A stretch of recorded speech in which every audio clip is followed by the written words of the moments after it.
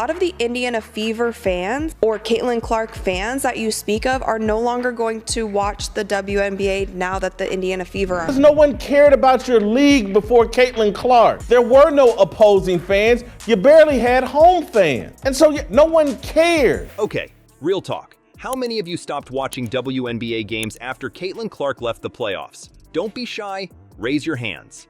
Because the numbers show a lot of you did. Let's chat about why that is and what it means for women's basketball. Picture this. Caitlin Clark's playoff games were like rock concerts. The arena was buzzing, fans were going crazy, and TV ratings were through the roof. Now, it's like someone hit the mute button. The drop in viewership is insane. We're talking 2.54 million viewers for Clark's game to just 929,000 for the Liberty Aces matchup. That's more than half the audience gone. Caitlin Clark and the Indiana Fever had over 1.8 million viewers, and the rest of the games had around 400,000 viewers. But here's the thing, this isn't just about empty seats. It's shaking up the entire WNBA. You know what's crazier? This whole mess might have been predictable. And get this, it might have even been preventable. How? That's what we're going to talk about next. So, the WNBA's in a tough spot without Clark. But let's rewind. What made her such a game changer in the first place? We're talking about a rookie who didn't just light up the scoreboard, she lit up the entire league. The numbers? They're mind-blowing. Caitlin Clark's rookie season was like nothing we've ever seen. She wasn't just good, she was rewriting the record books. Most points by a rookie? Check. League's single-season assist record? Smashed. But wait, there's more. Clark averaged 19.2 points per game, landing her 7th in the league, and assists? She was dishing out 8.4 per game, leading the entire WNBA. But here's where it gets crazy. Clark didn't just stop at breaking records on the court, she broke the internet too. Caitlin Clark came in and made such an impact on how many people started to care about the WNBA. The WNBA saw a 450% increase in merchandise sales. That's not a typo. 450%. It's like Clark walked onto the court and suddenly everyone needed a jersey. And the fans? They showed up in droves.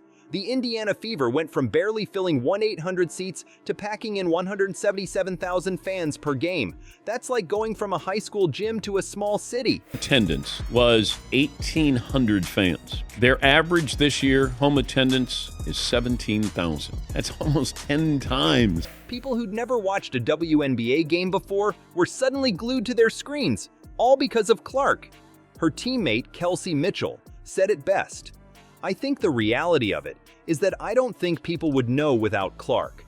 She's done an unbelievable job of bringing her own fans and people that support her.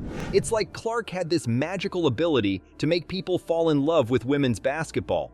But it wasn't just about the numbers. Clark was changing how people saw the entire sport. Remember when folks used to say women's basketball was boring? Clark shut that talk down real quick. She was draining threes like it was nothing, finishing her rookie year with 122 of them.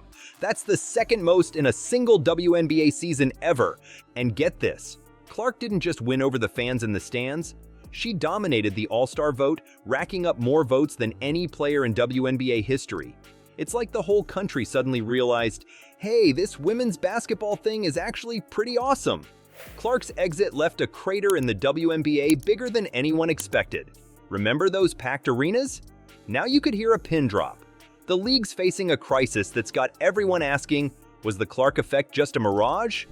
And then the moment the ratings tank, they're going to come back and say, see, we were right all along. It's all the racists that follow Caitlin Clark. A lot of the Indiana Fever fans or Caitlin Clark fans that you speak of are no longer going to watch the WNBA now that the Indiana Fever are. Let's break it down. The WNBA playoffs are here, but where are the fans? The Las Vegas Aces, who were selling out left and right during the regular season, couldn't even fill their 12,000-seat arena for the finals. They barely scraped together 10,000 fans. That's like throwing a party and half your guests decide to stay home and watch Netflix instead. And it's not just about empty seats. The TV ratings? They've taken a nosedive. We're talking a drop from 2.54 million viewers during Clark's games to just 929,000 for the Liberty Aces matchup. That's like losing more than half your audience overnight. Because no one cared about your league before Caitlin Clark. There were no opposing fans. You barely had home fans. And so no one cared. Been real WNBA, I'm gonna go back to watching football now. Like, I'll be back when Caitlin plays again, or I'll be back when the Indiana Fever play, because now I'm an Indiana Fever. But here's where it gets really messy. The WNBA didn't just lose fans. They might be losing sponsors too. Remember all those big companies that jumped on the Clark bandwagon? Well, now they're looking at those empty seats and wondering if they backed the wrong horse. It's like the WNBA went all in on Clark, and now they're left holding a handful of nothing. They put all their eggs in one rookie basket, and when she left, the whole thing came crashing down. It's enough to make you wonder if the league had any kind of backup plan. But hold up, it's not all doom and gloom. There's a twist to this story that might surprise you. Despite Clark being out, the WNBA actually saw a 60% increase in viewership for non-Clark playoff games compared to last year. That's right, more people are watching even without the rookie sensation. So what does this mean?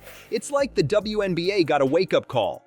Clark's exit exposed some big problems, sure, but it also showed that there's still a hunger for women's basketball. People are watching, they're just not showing up in person yet. This could be the WNBA's chance to rebuild. They've seen what one star player can do. Watched playoff games since Game 2 of the 2000 WNBA Finals, and it was the most watched game in the WNBA playoffs on an NFL Sunday. Now imagine if they could create a whole league of must-watch talent. It's like they've been given a roadmap to success, they just need to figure out how to follow it. All right. So the WNBA's in a tough spot, but what if I told you there's a way out? And it might be easier than you think. The league's got a blueprint for success right in front of them. They just need to figure out how to use it. Let's talk game plan. The WNBA needs to think big, and I mean really big. We're talking innovative marketing campaigns that'll make people's heads turn. Imagine seeing WNBA stars on billboards, in commercials, everywhere you look. But it's not just about the pros. They need to start from the ground up. Youth outreach programs could be the secret weapon here. Get kids excited about women's basketball early. Host clinics, sponsor school leagues, get the stars out there interacting with young fans. It's like planting seeds for the future of the league. The more kids fall in love with the game, the more fans they'll have down the line. But here's where it gets really interesting. The WNBA doesn't just need one Caitlin Clark. They need a whole league of must-watch talent.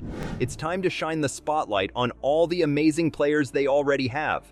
Aja Wilson, Brianna Stewart, Sabrina Ionescu. These women are incredible, and it's time the world knew their names. Fan engagement is crucial here. The WNBA needs to build passionate local fan bases that'll stick with their teams through thick and thin. Think about it. When you've got a die-hard fan base, they'll show up no matter what. It's like having a built-in support system. Now, let's talk about making the games themselves more exciting. The WNBA could shake things up with some rule changes or format adjustments.